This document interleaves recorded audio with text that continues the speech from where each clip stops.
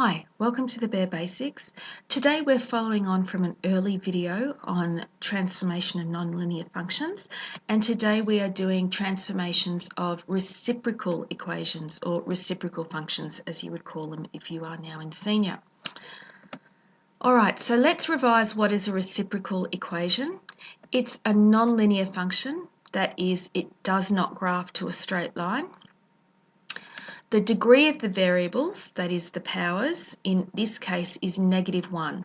That is, the basic form of the equation is y equals 1 over x. And in this case, the shape of the graph is known as a hyperbola. And this is what it looks like. So you can see that as our x value gets larger, our y value gets smaller, and vice versa. And there are two branches of the hyperbola, both contained within the first quadrant and the third quadrant in this case. So just a quick recap, this is the general equation of f of x is 1 on x, and the shape is a hyperbola. Okay, so let's begin with our equation that we can use to transform any function, and in the case of nonlinear functions, n cannot equal 0 or 1 because that would make it into a linear function. So to set it for our reciprocal equation or reciprocal function, we're going to set n to -1. Okay, we're going to start with the dilation of reciprocal functions, and that's the stretching or the squashing of the function. So if we look at our equation that we're going to use to transform our reciprocal function, A is the dilation factor. So we can concentrate on just A. What we're going to do is we are going to set H and K to 0. So this means our equation is now going to look like A times x to the -1, which is the same as A on x. So we're just using our basic index laws there to rewrite the equation. Now with all dilations, if A is larger than 1, the graph is going to be stretched. In the case of our reciprocal function, it will sit further out from the asymptotes, and that is our x and y axis. Remember, the asymptote is the line that the graph will get incredibly close to, but it will never actually touch because the value of x or y at that point is undefined. So this is what it looks like. So think back to what the original graph looked like. The scale has been changed a little bit here when I actually graphed it, and that's just a product of using the graph program. But what you can see is, if you look closely, the line of the hyperbola has actually moved out from the x and the y axis. That's because A is larger than 1. If it was smaller than 1, it would actually move it closer in towards the x and the y axis.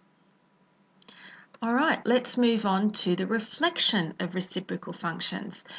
A can also be used to reflect the graph, and in this case with reciprocal functions it will change the quadrants. So when A is -1, the equation will be -A on x. The result of this is the graph moves from quadrants 1 and 3 to quadrants 2 and 4. So think about what the graph looks like before. It was in the top right and bottom left quadrants. When we reflect it, it's in the top left, which is quadrant 2, and the bottom right, which is quadrant 4. So that's what happens when A becomes negative. Okay, translation. So we can slide our graph left or right, up or down. So once again, let's consider our equation. And what happens now is H and K are the values that move the graph sideways and up and down respectively. So to make it simpler for us, we're going to start with just K. We are going to set A to 1 and H to 0. So our equation that we're going to look at is f of x is 1 on x plus k. So what this does is it changes the value of the y-coordinate. It moves the graph up and down. Don't forget that your y-axis is just like a number line. So if we make our y value larger, it's going to move the graph up. And if k, being negative, makes it smaller, it will move the graph down. So once again, if it's positive, the graph moves up, just like this. So what you can see is the asymptote that is the x-axis has moved up to the position of 2. Therefore, the equation of this graph is y is equal to 1 on x plus 2. So let's just have a reminder of what the original looked like. And this time, this is what happens if k is negative. So you can see here, it's moved down. So our equation is 1 on x minus 3. Now we can move it left and right by considering h. So once again, we're going to make A1, we'll make K0 this time, so our equation becomes 1 on x minus h. Now the way to remember that h is the one that affects the x-axis, it's always grouped with the x value.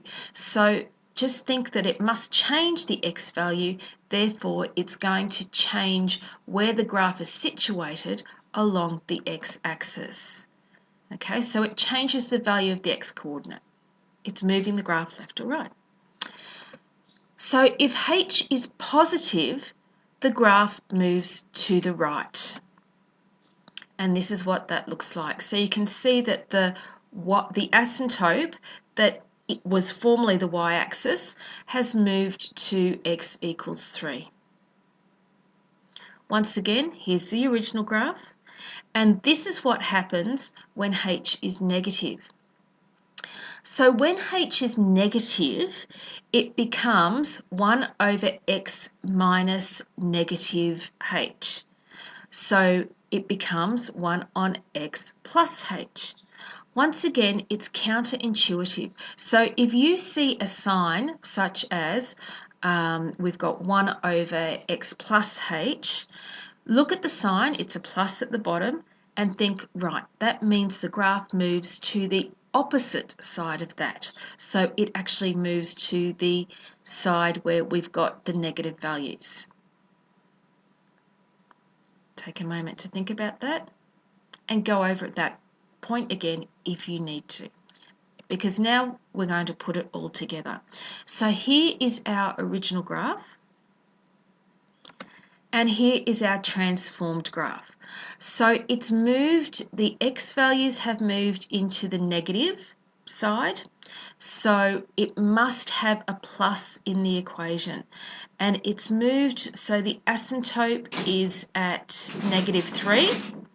So it's going to be 1 on x plus 3, and our other asymptote has moved down to negative 3. So our final graph is going to be y equals 1 on x plus 3 minus 3, where k is negative 3.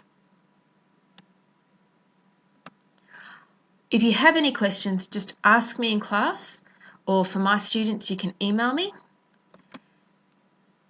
And that brings us to the end of our mini lesson on transformation of reciprocal functions. I hope this has helped you make maths more bearable. I hope this has helped make maths more bearable for you. Have a great day.